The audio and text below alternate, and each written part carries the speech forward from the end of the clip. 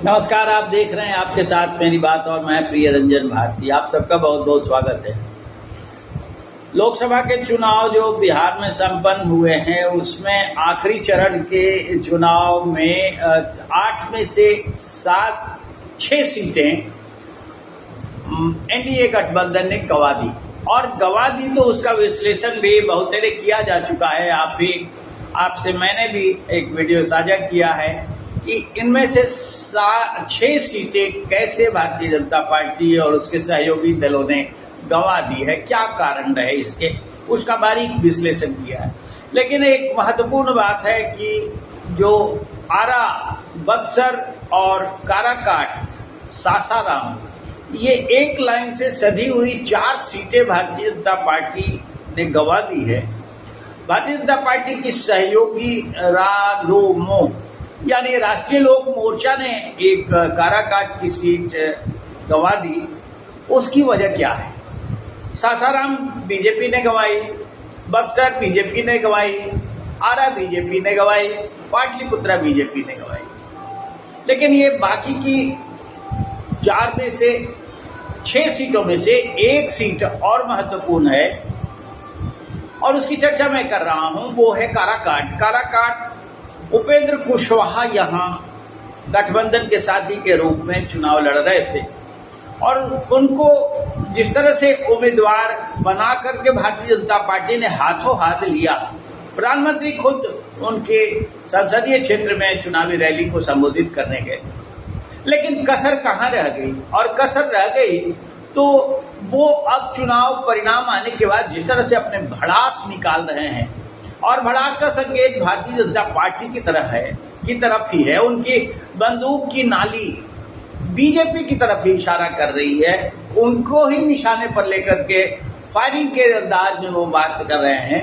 तो इसका क्या परिणाम होगा आने वाले विधानसभा चुनाव में? बिहार में वो एक बड़ी भूमिका में हो सकते हैं, लेकिन जिस तरह से उन्होंने निशाने पर लेना शुरू कर दिया है और अब वो जैसी राजनीति के आदी रहे हैं, जिस तरह से वो करवटें बदलते रहे हैं, उसमें उनकी भूमिका क्या होगी, ये एक बहुत महत्वपूर्ण सवाल है। काराकाट में जो परिदृश्य बना था, वहां पवन सिंह उम्मीदवार बन गए। पवन सिंह भारतीय जनता पार्टी से जुड़े रहे हैं। भारतीय जनता पार्टी उन्हें पहले शत्रुघ्न सिन्हा के खिलाफ मैदान में उतारना चाहती थी, लेकिन उन्होंने मना कर दिया था।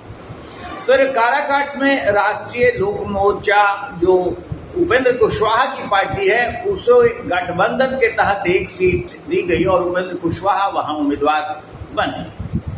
और यहां तक तो बिल्कुल सही है, सही दिशा में बात चल रही थी। उनका मुकाबला इंडिया फ्रंट के जो सीट शेयरिंग में लालू प्रसाद यादव ने जिस तरह से शतरंज की बिसात बिछाई, उसमें उस क्षेत्र में उपेंद्र कुशवाहा के खिलाफ सीपीआई एमएल के राजाराम कुशवाहा को मैदान में उतार दिया।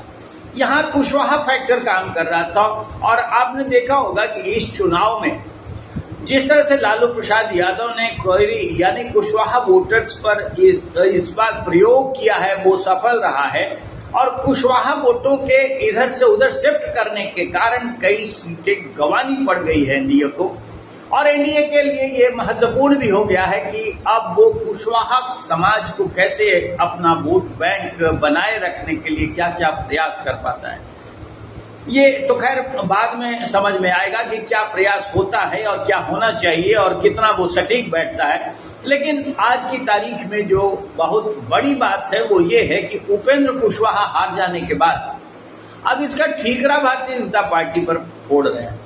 भारतीय जनता पार्टी पर उनके इस तरह का ठीकरा फोड़ने से क्या परिणाम आएंगे, इसका आकलन आपको भी हो गया होगा, इसका अंदाजा आपको भी हो गया होगा कि आने वाले समय में बिहार विधानसभा के चुनाव होने हैं और बिहार विधानसभा के चुनाव का आगाज अभी से हो चुका है। संभवतः नई संसद के इस जो पावसकालीन सत्र बुलाया गया है 18-19 मार्च जून से, उस समापन के बाद, सत्र के समापन के बाद संभव है कि बिहार विधानसभा चुनाव के कराए जाने की आधिकारिक घोषणा चुनाव आयोग कर दे। चुनाव आयोग भरसक नवंबर में इसकी अधिसूचना जारी कर सकता है। आपको मैं बता दूं कि मार्च महीने में नई विधानसभा का गठन हो जाना है। नई सरकार के चयन के बाद फिर उसका शपथ ग्रहण हो जाना है। मार्च का शेड्यूल होता है। जाहिरा तौर पे वो महीना भी तब चुनाव का जो होगा वो जनवरी फरवरी का होगा, क्योंकि मार्च में हो सकता है कि मार्च में परिणाम आने तक कुछ अंतर हो और चुनाव तब तक करा दिया, लेकिन उसकी भूमिका अभी से निर्धारित कर ली गई। मैं ये कहना चाह रहा हूं कि उपेंद्र कुशवाहा जिस तरह से एनडीए गठबंधन में बने हुए हैं, चुनाव हारना जीतना एक महत्वपूर्ण बात होता है निश्चित रूप से, लेकिन चुनाव हार जाने के बाद कोई अपना सिर फोड़ ले और अपने सिर पर इसकी जिम्मेवारी लेने की बजाय दूसरे के माथे ठीकरा फोड़ दे, तो ये राजनीति में उचित कदम नहीं कहा जा सकता। लेकिन उपेंद्र कुशवाहा हार गए और हारने की वजह जो भी हो वो पवन सिंह को ठहरा रहे। लेकिन पवन सिंह को भारतीय जनता पार्टी ने निकाल दिया था, उनको अपनी पार्टी की सदस्यता से मुक्त कर दिया। वो राजपूत जाति के हैं और राजपूत मतदाताओं को पर उन्होंने असर डाला। संभव है कि राजपूत मतों पर बेहद प्रभावकारी होने के बाद आरा संसदीय सीट पर और बक्सर में भी उनके इस समीकरण का जादू चला होगा और आरा में भी आरके सिंह जो वहां एक प्रतिष्ठित उम्मीदवार थे एनडीए के, जो केंद्र में मंत्री और खास रूप से उनकी एक पहचान एक ऐसे आईएएस कड़क आईएएस अफसर की रही है जो सिर्फ काम में विश्वास करता है और ईमानदार है, उनकी हार हुई। हो सकता है कि जो पवन सिंह की उम्मीदवारी हुई और उसके साथ साथ राजपूत मतों का ध्रुवीकरण हुआ तेजी से, उसका असर बक्सर और आरा में भी पड़ा और साथ साथ काराकाट में ये सीट उपेंद्र कुशवाहा के हाथों से फिसल गई। लेकिन ये विवेचना करने की आवश्यकता है कि ऐसा हुआ क्यों और कैसे हुआ। महत्वपूर्ण ये है कि भारतीय जनता पार्टी ने उनको अपनी पार्टी से निकाल दिया, उनको सस्पेंड कर दिया। इसके बावजूद उपेंद्र कुशवाहा अगर ये कहते हैं कि उनको जानबूझ के हराया गया, ये इस तरह के कयास चल रहे थे कि कुशवाहा समाज में छत्र बनने की चेष्टा एक होड़ सी लगी हुई है और कौन कुशवाहा समाज का सबसे बड़ा पैरोकार और सबसे बड़ा उनका नंबरदार हो पाता है, ये जंग इस चुनाव में देखेंगे। लालू प्रसाद ने जो प्रयोग किया वो तो सफल रहा। मैं ये बात कह रहा हूं कि कई सीटों पर उन्होंने कुशवाहा उम्मीदवार दिए और कुशवाहा वोटों का ध्रुवीकरण करने में सफल रहे। इसके कारण हार जीत कई सीटों पर निर्णायक हो गया।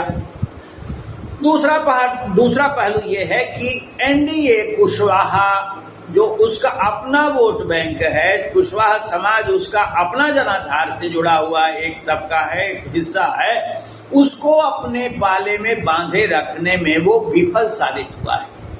उपेंद्र कुशवाहा एक तरफ थे, दूसरा उमेश कुशवाहा जनता दल यू में थे, तीसरे कुशवाहा समाज के बड़े नेता शकुनी चौधरी के पुत्र सम्राट चौधरी, जो खुद इस समाज के बड़े नेताओं के रूप में, बड़े नेता के रूप में और लंबरदार के रूप में ये स्थापित करना चाहते थे, इनकी कोशिश थी। लेकिन इन सब में एनडीए फिसड्डी साबित। एनडीए से मेरा मतलब है कि भारतीय जनता पार्टी और उसके सहयोगी दल जनता दल यू, राष्ट्रीय लोक मोर्चा और चिराग पासवान की पार्टी जो लोक जनशक्ति पार्टी रामविलास है वो, इसके अलावा जीताराम मांझी की पार्टी हम हिंदुस्तान अवाम मोर्चा शेख गुलाम, इन सब में ये देखा गया कि कुशवाहा वोटों की तादाद फिसड्डी तरीके से एनडीए के पास रही, एनडीए के साथ नहीं जुड़ पाए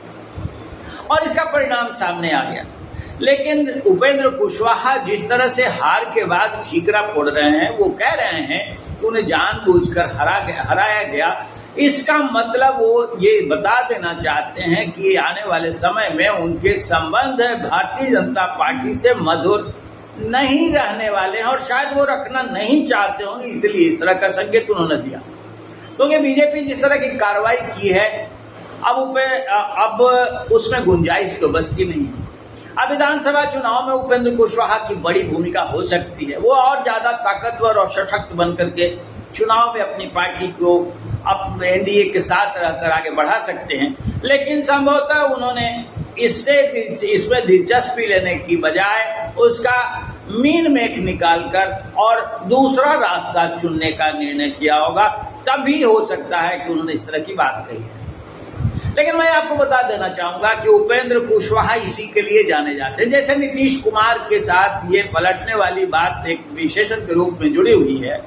वो बार बार पलटते हैं और समय के हिसाब से अपना भयादोहन करके राजनीति में बने रहते हैं, सत्ता सियासत में अपने ओहदे को बनाए रखते हैं।